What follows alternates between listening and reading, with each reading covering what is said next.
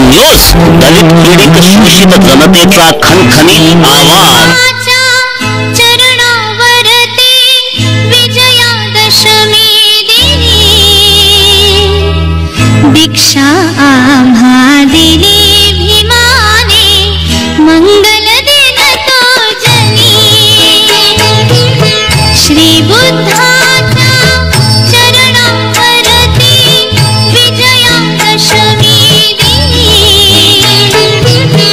दीक्षा आम्हा दिली भीमाने, मंगल दिन तो जनी। धम्म चक्र प्रवर्तन दिवस, धम्म दीक्षा दिवस पर हार्दिक मंगल कामनाएं। काय नाव म्हटलं का तू? माझं नाव माया सुधाकर पाटील। हा, कुठून आले आपण? वसंतनगर। नागपूरची दीक्षाभूमी ही ऊर्जाभूमी आहे। ऊर्जाभूमी बौद्ध समाजासाठी एक म्हणजे ऊर्जा स्थान आहे। आणि अशा परिस्थितीमध्ये जर या ठिकाणी जर समजा बौद्ध उपासकांना अनुयायांना जर समजा दर्शन घेऊ दिलं जात नाही आणि पोलीस प्रशासन असो किंवा आपलं समता सैनिक दलाचे जे काही कार्यकर्ते आहेत ते सर्व उपासक उपासिकांना बिलकुल ते थांबूच देत नाही, अनायसे इकडून चालले या दाराने आणि तिकडनं परत ते बाहेर काढत आहेत। तुम्हाला काय वाटते त्या संदर्भात? त्या संदर्भात मला हे वाटते की समता सैनिक दलांनी सगळे जे काही आपले अनुयायी आहेत, आपले जे बाबासाहेबांना दर्शनाला आलेले आहे सगळ्या लोकांनी, त्यांना दर्शन द्यावे। थोड्या वेळा करता तरी त्यांना थोडंसं थांबू द्यावं, थोडंसं दर्शन घेतल्यावर ते बाहेर बसतात तर थोडंसं बसू द्यावं, अशी आग्रहाची विनंती आहे।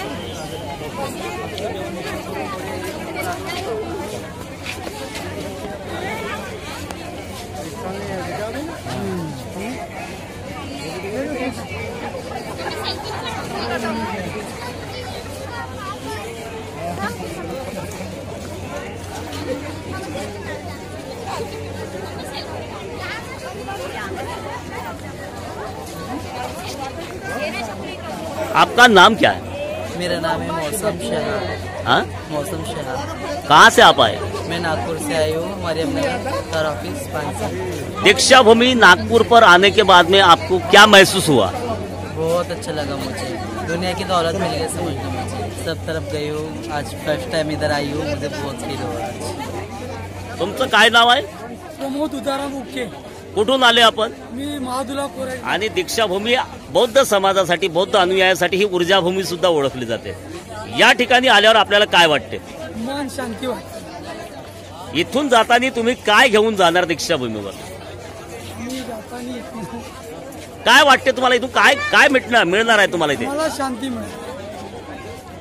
बाबासाहेबांच्या विचाराची जे शिदोरी आहे, शिदोरी विचारांची शिदोरी ही तुम्ही घेऊन जाणार का?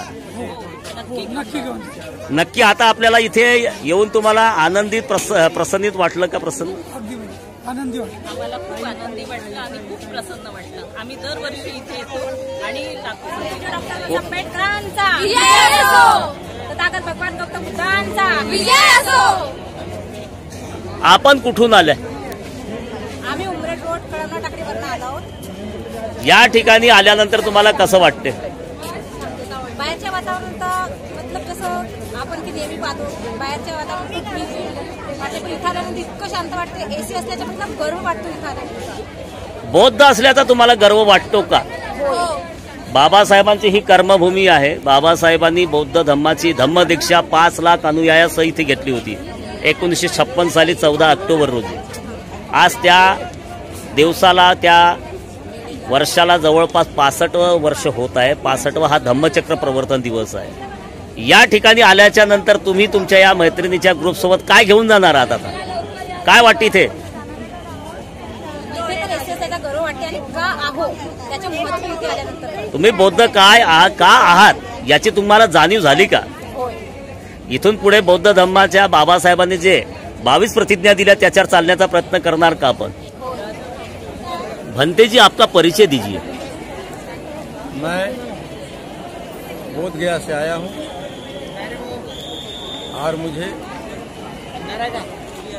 मेरा नाम संगबोध। आप बोध गया से कब आए? आज 3 दिन हो गया है।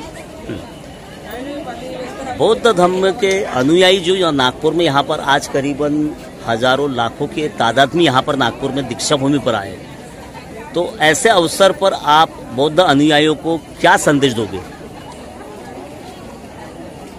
ऐसे अवसर पर बौद्ध अनुयायियों को संदेश देंगे कि बाबा साहब ने अपने जीवन में महसूस किए थे कि हिंदू धर्म में मेरा कोई पनाह और हमारे समाज हमारे वर्ग के लोग कोई ठिकाना नहीं मिलेगा। तो उन्होंने 14 अक्टूबर को नागपुर के दीक्षा भूमि में धर्मांतर किया। इसी धर्म से मेरा कुछ हमारे समाज का आधार बन सकता है। तभी हम लोग भी हर जगह जगह जाकर बाबा साहब का जो सपना कि बौद्ध धर्म इंडिया के हर कोने कोने में फैले, तो हर जगह मैं जाकर लोगों को बुद्ध को मार्ग को, आज वैज्ञानिक युग है, आज के युग में बौद्ध धर्म को अपनाना बहुत अनिवार्य है। नहीं तो सारा विश्व का गोला पर अंगूठा रखा हुआ है। भंते जी, आप जिस बौद्ध गया से आए हो, बौद्ध गया का जो बहुत बड़ा जो स्तूप है, जो आज उस स्तूप के ऊपर हिंदू धर्म के जो पंडे लोग हैं, पंडे लोगों के कब्जे में बौद्ध गया स्तूप है, ऐसा माना जाता है। और इस पंडों से मुक्ति होनी चाहिए बौद्ध गया की, क्या आप बताना चाहोगे? सही बात है। अभी हम लोग पूर्णतः बौद्ध धर्म के अनुयायी नहीं, क्योंकि कानून है। अभी हम लोग हिंदू धर्म के ही संलग्न में है, तो हमारे जो भी पूर्वज या पीछे के भावी आने वाले बच्चे हैं, तो हम लोगों को गालियां देंगे। ये जो पॉइंट है कि हिंदू लोग को वहाँ उस पर हावी है और उसी का ज़्यादा अधिकार है। वहाँ जो कमेटी बना हुआ है, तो उसमें 4 बौद्ध, अच्छे हिंदू। जहाँ तक के बौद्ध धर्म की विडंबना ही कहिए कि जहाँ पर हिंदू धर्म का जहाँ कोई मंदिर होता, वहाँ किसी बौद्ध अनुयायियों को वहाँ प्रतिनिधि बनाया नहीं जाता ट्रस्ट में। लेकिन वहाँ का जो बौद्ध गया का जो स्तूप है, महास्तूप, तो वहाँ पर बौद्ध गया में वहाँ पर पंडों ने कब्जा जो किया है, तो ये तो अनाधिकृत कब्जा है उनका। हाँ, अनाधिकार है, ये कब्जा किए हुए है और उस पर है। जब तक है हम लोग जैसे बौद्ध का जब तक हावी नहीं होंगे, हमला नहीं होगा, जल्दी निदान नहीं होगा। इसका मामला तो थोड़ा कोर्ट में गया हुआ है, लेकिन कोर्ट में जल्दी इसका निपटारा नहीं होगा।